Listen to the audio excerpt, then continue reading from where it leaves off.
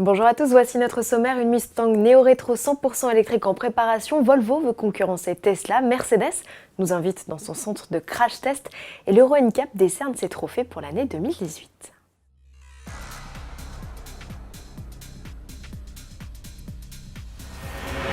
Convertir des anciennes à l'électrique, c'est à la mode. Jaguar et Aston Martin s'y sont mis. La start-up russe Aviar Motors, elle, fait un pari, reconstruire quasi à l'identique des Mustang Fastback des années 60 et les électrifier d'office. La carrosserie en fibre de carbone repose sur un châssis en aluminium. La muscle car néo-rétro est animée par deux moteurs électriques, un sur chaque essieu, capable de fournir une puissance de plus de 800 chevaux et près de 1000 Nm de couple. Selon ses concepteurs, la R67 expédierait le 0 à 100 km/h en 2 secondes 2 et l'autonomie pourrait dépasser les 500 km grâce à une batterie de 100 kWh.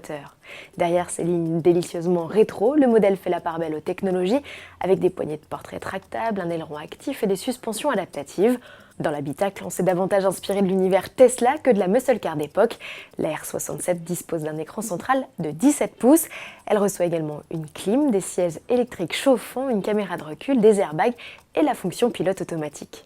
Et si cette R67 n'émet aucun son glamour, électrique oblige, Aviar Motors a trouvé la parade. Il diffuse via un système audio externe le son de la légendaire Shelby GT500. Aviar Motors, capable de produire le modèle en 6 mois, parle d'un ticket d'entrée autour des 400 000 €. Reste à savoir si le projet a une chance de voir le jour, pas sûr que Ford voit d'un très bon œil ce plagiat. Électrique toujours avec cette annonce de Volvo Trucks, la division camion du constructeur suédois qui compte déjà 2 modèles 100% électriques dans sa gamme pour des usages prioritairement urbains, voit plus grand. Elle va s'attaquer au segment des semi-remorques et ainsi concurrencer Tesla. Le VNR, présenté en 2019, sera commercialisé dès l'année suivante en Europe et aux États-Unis. Le Mercedes EQC, star du mondial de Paris, sera commercialisé mi-2019.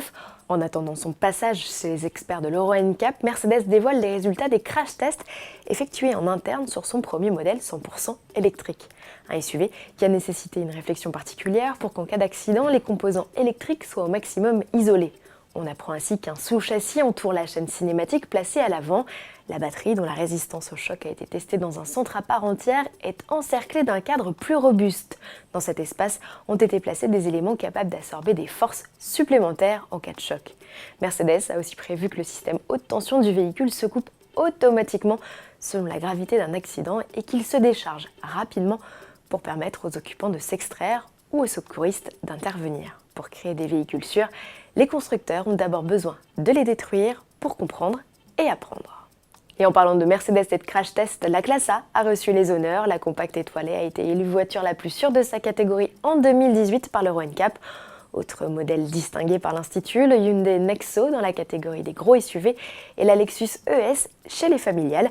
Berline Nippon qui décroche également la palme chez les hybrides et électriques. Sur les 23 modèles testés en 2018 contre 64 en 2017, 3 font pas le figure dans le classement. Le Suzuki Jimny qui n'obtient que 3 étoiles sur 5, le Jeep Wrangler qui n'en décroche qu'une et la Fiat Panda qui, elle, repart bredouille.